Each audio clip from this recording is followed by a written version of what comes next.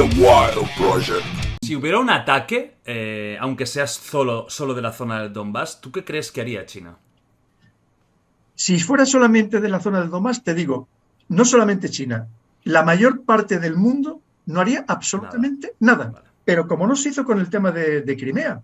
Oye, el Claro. tema de Crimea, aquí todavía ha habido ministros de Asuntos Exteriores españoles que en estos días ha dicho, Rusia tiene que devolver Crimea.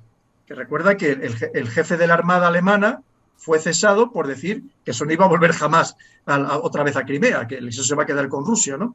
Pero nadie movió un dedo, entre otras cosas, porque claro, es que estamos hablando de una potencia militar importante y no se nos olvide, de una potencia nuclear, que Rusia tiene las mismas armas nucleares que Estados Unidos, según los tratados START de reducción de armas estratégicas, tienen unos 1.440, 1.450 cabezas activas, preparadas para ser lanzadas en cualquier instante, y las tienen en plataformas terrestres, en plataformas aéreas, en submarinos. Quiere decir que en cualquier momento puede lanzar esas cabezas nucleares. Es decir, a nadie nos interesa una escalada en este sentido, por supuestísimo, ¿no? Eso vamos a descartarlo porque mejor ni pensemos en ello, Jordi. Claro, pero es que Estados Unidos tiene las mismas armas. Y China, aunque no tengas tantas, como dicen ellos, tiene las suficientes, unas 300. Tiene las suficientes. Ya no le hace falta más para destruir el mundo unas cuantas veces, ¿no? Pero claro, en el momento que ahora mismo, que yo creo que, fíjate, yo creo que va a ser al final lo que suceda antes o después, ¿no? Porque recordemos eso, una vez más, que estamos pendientes de que Putin acepte esa resolución de la Duma de considerarles ya repúblicas independientes. Y simplemente eso, movilizándoles un referéndum, ya parcialmente sería suyo, ¿no? Pero claro, y al final, ¿qué haría Ucrania? Pues fíjate, a lo mejor a Ucrania hasta no le vendría mal del todo, porque en cierto modo se quita un problema. Se cohesiona lo que digamos, queda. se haría la víctima para que le inyectáramos más dinero al resto del mundo, que le vendría también fenomenal, y al mismo tiempo, fíjate, eso sí que le permitiría tener una puerta abierta para poder ingresar el día de mañana tanto en la OTAN como en la Unión Europea. ¿Sabes por qué? Porque mira, en la OTAN, aunque aquí hablamos mucho, claro, es que el derecho soberano de los países a ingresar en la OTAN, lo primero, para ingresar en la OTAN, según el artículo 10 de la OTAN, te dice que todos los miembros ya existentes tienen que estar de acuerdo en que ese país ingrese. Oye, mañana Hungría, por ejemplo, o Croacia se podían negar a que ingresara. Pero fíjate, voy más allá.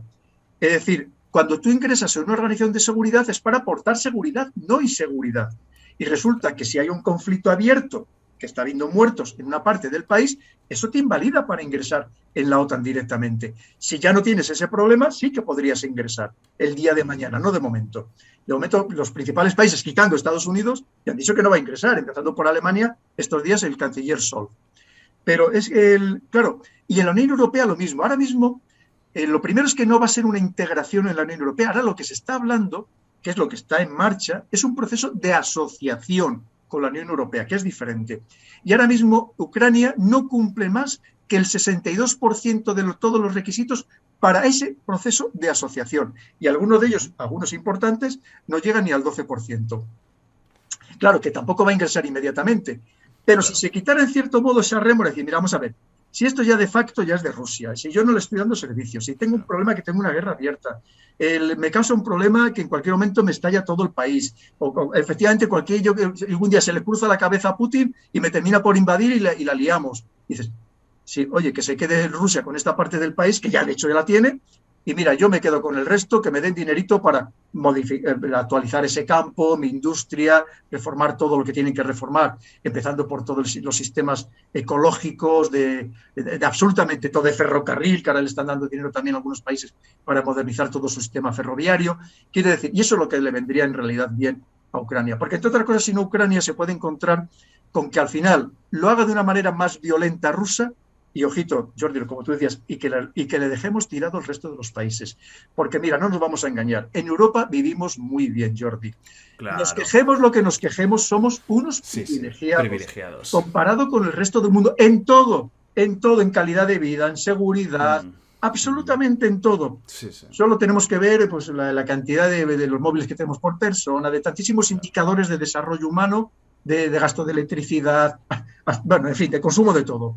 Quiere decir que vivimos muy bien, somos unos privilegiados. ¿Tú crees que aquí ningún país va a entrar en guerra por algo que vemos que tampoco está absolutamente claro? Mira, tú piensas que en el momento que un gobierno empezaran a llegarle ataúdes de soldados muertos, ese gobierno cae en Europa. Ya han caído gobiernos fíjate, por el conflicto de Afganistán, por los muertos que tenían sus tropas en Afganistán. Pues imagínate si esto fuera de una manera mayoritaria, ¿no? Entonces, esa es la realidad. Y luego Estados Unidos, sí, pero no, esto también le pilla muy lejos. Es verdad que le viene muy bien en este contexto actual para centrarse más en China, que los europeos estemos entreteniendo a Rusia y que Rusia esté entretenida también con nosotros, le viene muy bien, pero claro, tampoco, es decir, meterse en una guerra ahora mismo aquí en Europa, muy difícil. Otra cosa es que intentar implicar a alguno de los países del entorno de Ucrania, del entorno, que es uno de los riesgos que se corre también, sin lugar a dudas hay que tenerlo en cuenta, como puede ser Polonia o puede ser los países bálticos, actualmente países muy, muy, muy alineados con Estados Unidos. Pero claro, el resto de los países, vamos, ya te digo yo que ni se lo plantean, ¿no? Decir, mira, que mandaremos mercenarios, oye, que vayan a matarse. Claro que... Pues eso de que vayan a matarse nuestros soldados, vamos, empiezan a darse de baja en masa, ¿no? Pero es así, porque tampoco es una cosa que tú la veas como que te afecta directamente a tu país o a tu territorio o a tus intereses clarísimamente. Estados Unidos, entonces, ¿por qué está haciendo esta exhibición? ¿Es más de cara a la galería que realmente unos movimientos bélicos reales? ¿Es todo para aparentar dureza, para aparentar fuerza? ¿Es así? Claro, mira, efectivamente, pues mira, muy buena pregunta, Jordi, y muy acertada. Verás, ¿qué sucede? Piensa que ahora mismo lo primero que tenemos que entender es que el mundo es más amplio que los europeos, que muchas veces nos miramos solamente el ombligo, pensamos que el mundo somos solamente nosotros y somos una pequeña minoría. Piensa que en el mundo casi hay otros 7.500 millones de personas que no tienen nada que ver con nosotros ni la manera de pensar ni nuestros valores y principios. Y muchos de estos mensajes no se mandan solo para nosotros, aunque nosotros lo entendamos así, se mandan también para el resto del mundo. Lo hace Rusia, por supuesto, porque Rusia está lanzando sus mensajes y luego te explico alguno de ellos. Y luego, pero también Estados Unidos. Piensa que Estados Unidos ahora mismo está en una fase de gran descrédito. La salida de Afganistán ha sido totalmente ignominiosa. Fíjate ahora mismo cómo está. Es decir, después de 20 años de llevarnos allí con todo el esfuerzo económico y de vidas humanas, oye, que pensemos que un centenar de soldados españoles murieron allí, para que luego el caradura de Biden, que no tiene otro nombre, cuando le pregunta dice, no, ¿qué democracia? Si nosotros no fuimos a llevar la democracia, fuimos solamente a garantizar nuestra seguridad para que no volver a tener un gran atentado terrorista en nuestro territorio, después de 20 años de contarnos que íbamos a llevar allí la democracia, ¿no? Y ha vuelto a quedar la situación como estaba, con unos talibanes que ya vemos que aunque nos lleguen las noticias con cuentagotas, porque como ya no estamos allí, ya no nos importa lo que pasa a las mujeres, a los niños, porque todos somos muy demócratas cuando nos afecta a nosotros, cuando nos afecta ni nos acordamos, ¿no? Pero claro, vuelven a estar los talibanes, con lo cual piensa el descrédito importante para Estados Unidos. Y además Estados Unidos en los últimos años ha ido abandonando uno tras otro a todos sus aliados. En el marco de esas revueltas árabes, que recordemos, bueno, empiezan en diciembre de 2010 con el chico tunecino que se quema lo bonzo, pero sobre todo empiezan a partir ya del 2011, abandona a Ben Ali en Túnez, abandona a Mubarak en Egipto, que habían sido grandes aliados suyos, también ha abandonado a Ghani, el presidente de Afganistán, en último momento, y quiere decir que también tiene que intentar hacer algo para recuperar ese prestigio. Pues que es que ahora mismo, ¿quién va a creer en Estados Unidos o digamos en su capacidad de ser, como decía, el policía mundial, de poner orden y de llevar la democracia a todo el mundo? Y fíjate, todo lo contrario de lo que está haciendo Rusia. Rusia, porque estos mensajes en el mundo diplomático son esenciales cuando vas luego a negociar con un país. ¿Qué está haciendo Rusia? Rusia tenía esa alianza o esa amistad con intereses también en Siria y dijo, yo no voy a dejar caer al gobierno de Al-Assad, a pesar de las presiones que ha habido por parte de Estados Unidos. Recordemos a la señora Hillary Clinton, las presiones, por supuesto, del Estado Islámico para acabar con el gobierno de Al-Assad, de Bashar al-Assad, pero Rusia ha dicho, yo no dejo a mis aliados, no les abandono ni en la paz ni en la guerra. Tengo que mandar fuerzas, las que haga falta, las que sean necesarias, y llevo mis mejores aviones y mis mejores misiles, paso todo mi ejército por allí para que además de paso se instruya.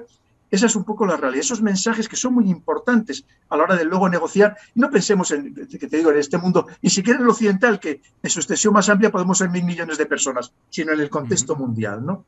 Estos mensajes son tremendamente importantes, porque además Rusia lo que está también mandando otro mensaje, y fíjate que Putin, que es muy astuto, lo hace muy bien, es decir, yo vuelvo a tener una voz importante en el mundo, Rusia vuelve a tener una voz importante en el mundo. Tenéis que contar conmigo para todo a partir de ahora, porque si no ya ves que me enfado y puedo poneros a todos en un brete. Esa es la realidad. Claro, es que esa es la mentalidad precisamente que tampoco es exactamente la mentalidad nuestra, ¿no? Porque además tú piensas que la idiosincrasia del ruso necesita líderes fuertes, mientras nosotros tenemos líderes más flojitos, en general, en Europa, pero claro, así tú ves a Putin haciendo artes marciales, Claro. montando a caballo. Ex-KGB, ¿no? Cazando, pero esa imagen es la que quiere y la que necesita el pueblo ruso, que es otra mentalidad diferente. Y además lanza mensajes, es decir, y vais a venir todos a verme a mí. Yo no voy a ir a ver a nadie, vamos a venir todos a ver a mí, y lo está consiguiendo. Que los principales, fíjate, además de una manera muy buena, porque sabe a quién despreciar, entre comillas, fue Macron, no le fue a recibir al aeropuerto, le trataron con bastante desprecio, le ponen una mesa a kilómetros. Es increíble, ¿eh? Lo de la mesa es una imagen total, ya histórica, total, es de meme total, ¿eh? Total. Cuando resulta que hoy ha estado con Bolsonaro, no sé si has visto la imagen, y solamente había una pequeñita mesa de café entre ellos. Y resulta que Bolsonaro, que no está ni siquiera vacunado, ¿no?